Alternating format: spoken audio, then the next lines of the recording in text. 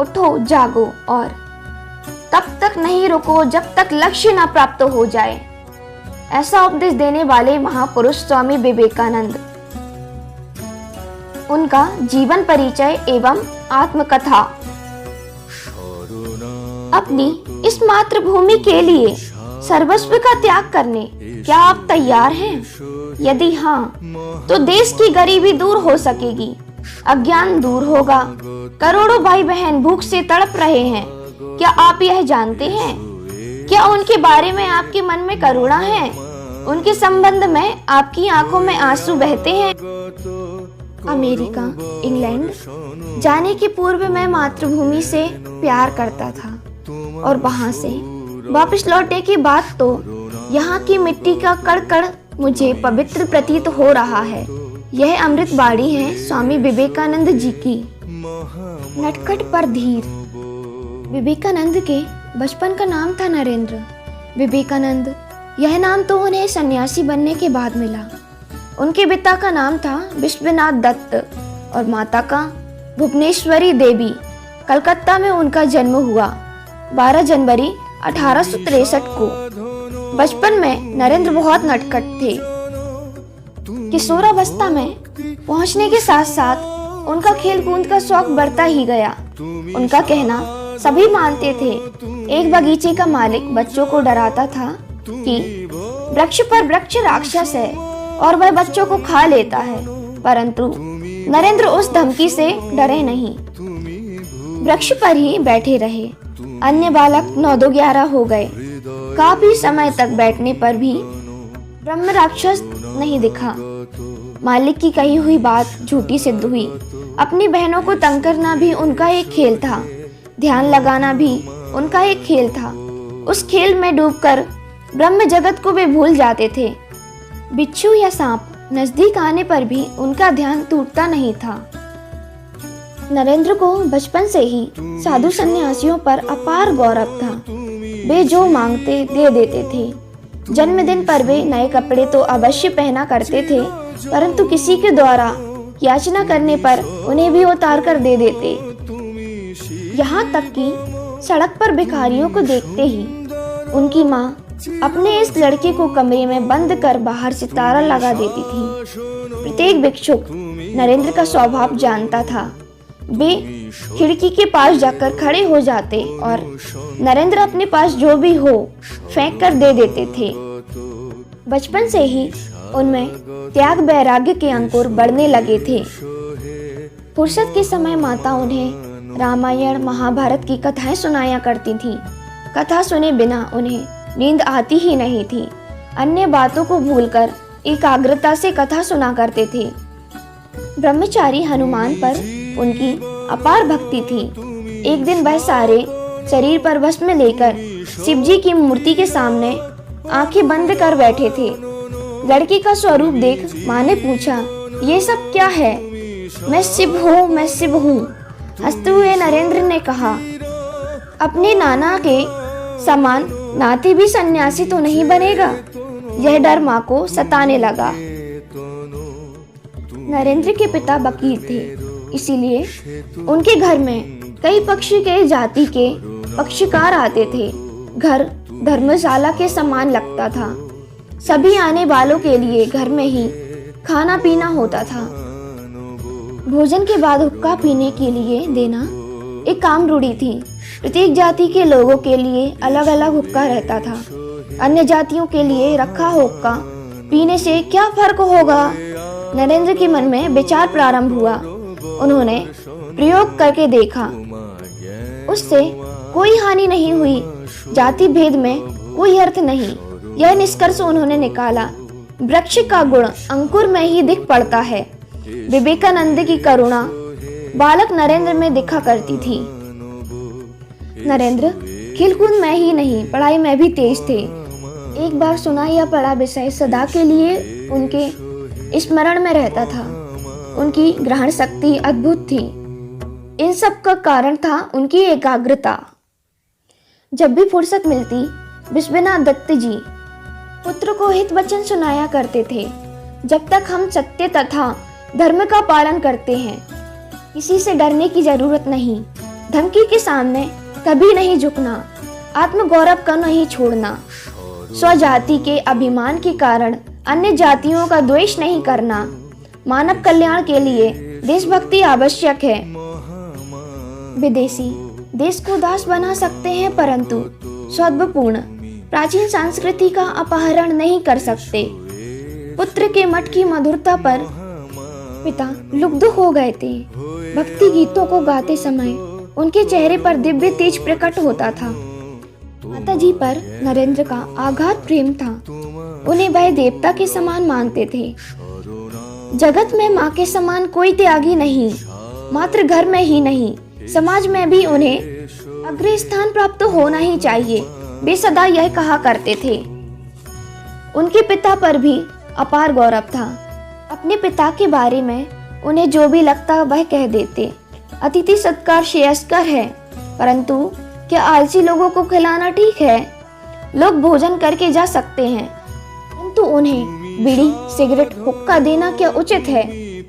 पुत्र पिता से प्रश्न करता था। बेटा, उन लोगों का दुख तुम्हें मालूम नहीं, उनके उपयोग से कुछ क्षण के लिए क्यों ना हो वे अपने कष्टों को भूल जाते हैं। पिता उत्तर देते। 1880 में नरेंद्र नाथ कॉलेज में प्रविष्ट हुए। दिनों दिन उनका ज्ञान बढ़ता ही गया। पाठ्य पुस्तकों के अलावा कई अन्य पुस्तकें ग्रंथालय से लाकर और पढ़कर वे अपने ज्ञान की तृपणा शांत करते थे। दृष्टि की गुणता को समझने में उन्हें विशेष रुचि थी। अपने जाने माने बड़े बड़े विद्वानों के पास जाकर वे अपनी जिज्ञासा को प्रकट करते थे, परंतु उनके तर्क से नरेंद्र को समाधान नहीं हुआ। भगवान के अस्तित्व के संबंध में किसी को भी प्रत्यक्ष अनुभव नहीं था। श्री रामकृष्ण काली माता के पुजारी थे। वे बहुत बड़े विद्वान नहीं थे, पर बड़े भक्त थे। सभी लोग जानते थे कि उन पर भगवती की कृपा है। उनके पास जाने वाले पंडित उनके शिष्य बनकर लौटते थे। एक बार नरेंद्र भी अपने मित्रों के साथ उन्हें देखने गए। शिष्यों के बीच बैठकर श्री रामकृष्ण भगवत चर्चा में लीन थे। नरेंद्र अपने मित्रों के साथ एक कोने में बैठे थे। एकाएक रामकृष्ण की दृष्टि नरेंद्र की ओर गई। उनके मन में भावनाओं की लहर उठने लगी। शरीर में विद्युत संचार हुआ। पूर्व परिचय की याद आने लगी। नरेंद्र के सुंदर शरीर तथा चमकीली आंखों को देखकर स्तंभित रह गए। तुम गा सकते हो? उन्होंने पूछा। नरेंद्र ने अपने मधुर कंठ से एक दो बंगाली गीतों को गाकर सुनाया। गीत सुनते सुनते श्री रामकृष्ण बहुत बेबहाल हो गए। कुछ समय के बाद वे उनके पास गए, उनका हाथ पकड़कर अगले कमरे में ले गए। वहां पर वात्सल्य से उनके सिर पर शरीर पर हाथ फेरा। बेटा, इतनी देर क्यों की? तुम्हारी राह देखते देखते मैं थक गया था। योग सन्यासी नहीं, नर रूप में नारायण हो। तुम्हारे लिए मैं कितना आकुल हूँ, जानते हो? ये कहकर वे रोने लगे। श्री रामकृष्ण का यह स्वभाव देखकर नरेंद्र को आश्चर्य हुआ। उन्हें लगा कि वे पागल होंगे। तुम पुनः आओगे ना? आता हूँ, ऐसा आश्वासन दो। श्री रामकृष्ण गिड़गिड़ाने लगे। शीघ्र छुटकारा पाने के लिए नरेंद्र ने हाँ कह दिया। श्री रामकृष्ण की बात पूरी होने पर नरेंद्र ने उनसे पूछा, क्या आपने भगवान को देखा है? हाँ, देखा है। से तुझे देख रहा हूँ, वैसा ही उन्हें भी देखा है। बातचीत की है तो मैं भी दिखा सकता हूँ, श्री रामकृष्ण ने उत्तर दिया। नरेंद्र को अभी तक भगवान को देखा है कहने वाले मिले नहीं थे। वे तो पागल दिख रहे हैं, पागल ही होंगे। कुछ भी कहो, परीक्षा लेने तक निर्णय करना उचित नहीं, नरेंद्र ने निश्चय किया। बीतते बीतते वे दोनों परस्पर आकर्षित होने लगे। अधिक समय तक वियोग उन्हें सहन नहीं होता था। नरेंद्र की योग्यता जानने में श्री रामकृष्ण को अधिक देर नहीं लगी। वे तो माता की प्रेरणानुसार चलते थे, परंतु युवक नरेंद्र परीक्षा के बिना श्री रामकृष्ण को गुरु मानने के लिए तैयार नहीं थे। भगवत भक्ति के लिए कंचन कामिनी का त्याग करना चाहिए, श्री रामकृष्ण कहते थे। एक दिन नरेंद्र ने श्री रामकृष्ण की अनुपस्थिति में उनकी तकिए के नीचे 1 रुपया रख दिया। श्री रामकृष्ण बाहर से आकर बिस्तर पर लेट गए, परंतु बिच्छू के डंक मारने जैसे उठ गए। बिस्तर को झटकारने पर रुपया नीचे गिरा। वह नरेंद्र का ही काम था, यह उन्हें बाद में पता चला। श्री रामकृष्ण का प्रेम प्राप्त करने वालों में नरेंद्र का स्थान प्रथम था, परंतु वह जो भी करते हैं ही ठीक है, ऐसा भी नहीं मानते थे। नरेंद्र मूर्ति पूजाओं की आलोचना करते थे। शिवोम ब्रह्मास्मि, मैं ब्रह्म हूँ, मैं शिव हूँ, ऐसी बातें उन्हें पसंद नहीं थीं। एक लक्ष्य पर पहुँचने के लिए कई रास्ते हैं, दूसरों का मार्ग गलत है, ऐसा कहने का अधिकार किसी को नहीं। अपनी आकलन शक्ति के जो परे है वह झूठ है, ऐसा निर्णय देना गलत है। ऐसा कहकर श्री रामकृष्ण उन्हें ठीक रास्ते पर ले जाते थे। एक दिन श्री रामकृष्ण नरेंद्र को एकांत स्थान पर ले गए। कई दिनों की समाधि से कई सिद्धियां मुझे प्राप्त हुई हैं, तो जो चाहे प्राप्त कर सकते हो, परंतु मुझे इनसे कोई प्रयोजन नहीं, क्या तुम्हें दे दूं? श्री रामकृष्ण ने प्रश्न किया। क्या उनसे आत्म साक्षात्कार होगा? नरेंद्र ने पूछा। नहीं, श्री रामकृष्ण ने कहा। फिर भी मुझे नहीं चाहिए, मुझे पहले भगवत साक्षात्कार चाहिए। उनके इस उत्तर से श्री रामकृष्ण को बहुत आनंद हुआ। वे शिष्य बनने योग्य बने थे। 1884 में नरेंद्र ने बीए परीक्षा पास की। एक मित्र ने उस निमित्त एक समारोह का आयोजन किया। नरेंद्र तथा उनके मित्रों को आमंत्रित किया। उस समारोह में नरेंद्र का गायन चालू ही था कि उनके पिता की मृत्यु का समाचार मिला। पिता की मृत्यु के दूसरे ही दिन से उनके परिवार को गरीबी का सामना करना पड़ा। नरेंद्र नौकरी के लिए कार्यालयों के दरवाजे खटखटाने लगे। बदन पर ठीक कपड़ा भी नहीं रहता था। एक बार का भोजन भी ठीक ना हो पाता था। वो है वह भाई बहनों को, माता को मिले विचार से वे कई बार उपवास भी करते थे। माता जी के पूछने पर मित्रों के यहाँ भोजन हुआ है ऐसा कह देते थे। भोजन न करने से थक कर रास्ते में बेहोश होकर कई बार गिरे, पर एक के बाद एक विपत्ति आने पर भी भगवान के प्रति उनकी श्रद्धा कम नहीं हुई। तुम्हारा जन्म जगत माता के काम के लिए, जनता के उद्धार के लिए हुआ है, तुम हिम्मत बांधो, सब ठीक हो जाएगा, श्री रामकृष्ण जी सांत्वना देते थे। बाद में नरेंद्र ने विद्यासागर की शाला में कुछ दिन के लिए शिक्षक का काम किया। उससे परिवार के लोगों की खाने पीने की समस्या हल हुई। नौकरी के साथ साथ वे लॉ कॉलेज में शिक्षण प्राप्त करने लगे। उतने में श्री रामकृष्ण के गले में फोड़ा हो गया। नरेंद्र नौकरी तथा पढ़ाई छोड़कर गुरु की सेवा में लग गए। एक बार नरेंद्र ध्यान अवस्था में मेरा शरीर कहाँ है कहकर चिल्लाए। तब आसपास के लोगों को देह स्पर्श करके दिखानी पड़ी। इस घटना को सुनकर रामकृष्ण परमहंस जी ने कहा, मेरी इच्छा पूर्ण हो गई। अंतिम दिन गुरुजी ने नरेंद्र को अपने पास बुलाकर उन्हें स्पर्श किया। अपनी सारी आध्यात्मिक शक्ति उन्हें दे दी। नरेंद्र, तुम अब महाशक्तिशाली हो, ये सब मेरे बच्चे हैं, उनके रक्षण का भार तुम पर ही है, गुरुजी ने कहा। श्री रामकृष्ण के निधन के बाद सन्यासियों ने 12 नगर में एक घर किराए पर लिया। मकान पुराना था, परंतु शहर के कोलाहल से दूर गंगा नदी के किनारे पर था और श्री रामकृष्ण की समाधि पास ही में थी। वहां पर मठ प्रारंभ हुआ। उनका ध्येय था आत्म उन्नति तथा लोक कल्याण की साधना। कुछ युवकों ने अपना घर त्याग कर सन्यासी बनकर मठ में रहना प्रारंभ किया। नरेंद्र भी सन्यासी बनकर का नेतृत्व करने लगे। सभी भजन साधना में लीन हो गए। भोजन न रहने पर भी उनका अध्ययन रुकता नहीं था। नरेंद्र अपने मित्रों को संस्कृत तथा वेदांत तत्वों को पढ़ाते थे। सन्यासी स्वयं को किसी विशेष स्थान से बांधता नहीं। मठ भी एक बंधन ही था।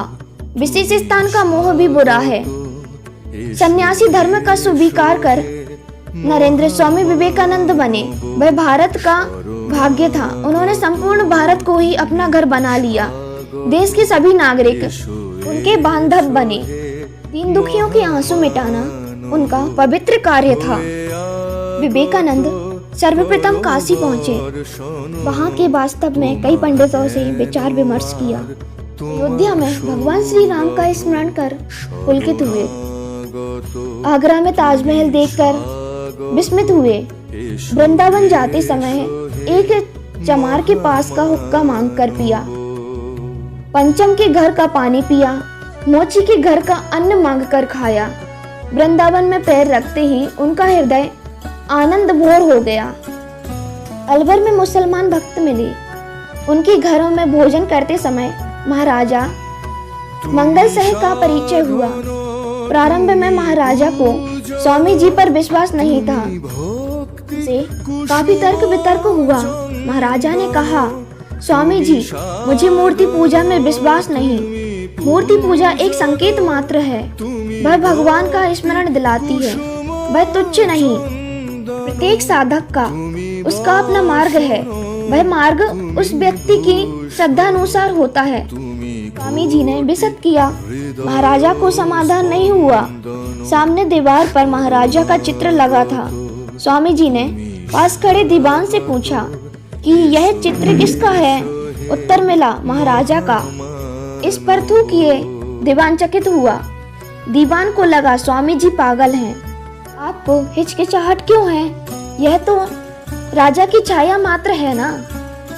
उसमें रक्तमांस कहाँ है? स्वामी जी ने कहा। वह राजा का स्मरण दिलाती है। दीवान ने कहा।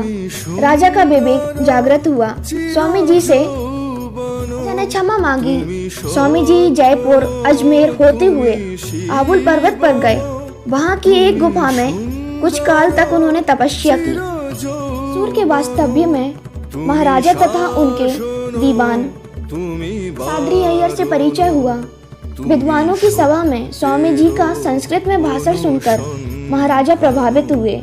एक दिन महाराजा ने स्वामी जी से उनके भविष्य की योजना के संबंध में पूछा। भारत में तत्व विज्ञान तथा धर्म है। पाश्चात्य देशों में विज्ञान है। इनके परस्पर विनिमय से ही लोक कल्याण साध्य है। इसीलिए वेदांत का प्रचार करने के लिए मैं अमेरिका जाना चाहता हूँ। स्वामी जी ने कहा, फिर तो प्रवास के लिए आवश्यक खर्च मैं देता हूँ। महाराजा ने आश्वासन दिया, आवश्यकता पड़ने पर मांग लूंगा। राजा को धन्यवाद देते हुए स्वामी जी ने उनसे विदा ली। वहां से स्वामी जी रामनाड गए। वहां का राजा तथा सेतुपति भारत की समस्याओं पर स्वामी जी ने उनसे बात की। राजा को स्वामी जी पर विशेष गर्व हुआ। उन्होंने स्वामी जी से प्रार्थना की कि स्वामी जी न्यूयॉर्क में होने वाले विश्व धर्म सम्मेलन में हिंदू धर्म के प्रतिनिधित्व के रूप में अवश्य जाएं। प्रवास के लिए आवश्यक खर्च भी दे देंगे। इस संबंध में विचार करने का आश्वासन देकर स्वामी जी कन्याकुमारी गए। पानी में तैरकर समुद्र के बीच की शिला पर बैठे। वहां बैठकर भारत की समस्याओं पर विचार करने लगे। सामान्य जनता की गरीबी का स्मरण कर उन्हें अत्यंत व्यथा हुई। जातीयता को नष्ट किए बिना देश का कल्याण संभव नहीं। इस निर्णय पर वे पहुंचे। पाश्चात्य देशों में जाकर आध्यात्मिक विद्या का प्रचार करना चाहिए। बाद में सोए हुए भारत को जगाना चाहिए। यह निश्चय उन्होंने किया। बंगाल में जन्म लिया। वह नरेंद्र रूपी दीपक भारतवर्ष की महाज्योति बना। विश्व विख्यात स्वामी विवेकानंद बना। मद्रास पहुंचकर अमेरिका जाने का आग्रह भी वहीं से हुआ। मद्रास की जनता पर पड़ा उनका प्रभाव हैदराबाद तक फैला। वहां की सभा में हजारों लोग थे। स्वामी जी का पहला सार्वजनिक भाषण वहां हुआ। हैदराबाद में मद्रास लौटकर स्वामी जी ने विदेश जाने की तैयारी की।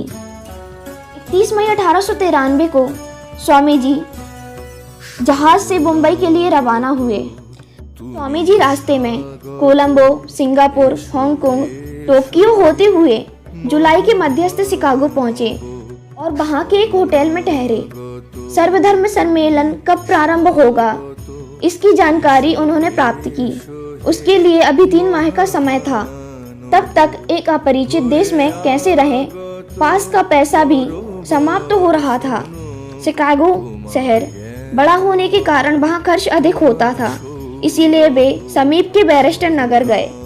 11 सितंबर 1893 को विश्व धर्म सम्मेलन प्रारंभ हुआ। दुनिया के अनेक राष्ट्रों से हजारों प्रतिनिधि आए थे। उनमें से आयु में सबसे छोटे थे स्वामी विवेकानंद। उनसे भाषण देने के लिए कहा गया, तब उनका हृदय कांपने लगा, जीवा सूख गई। अन्य लोगों के समान उन्होंने अपना भाषण लिखकर तैयार नहीं किया था। उन्होंने अध्यक्ष से कहा, सभी का भाषण होने के बाद अंत में मैं बोलूंगा। वह अंतिम क्रम भी आ गया।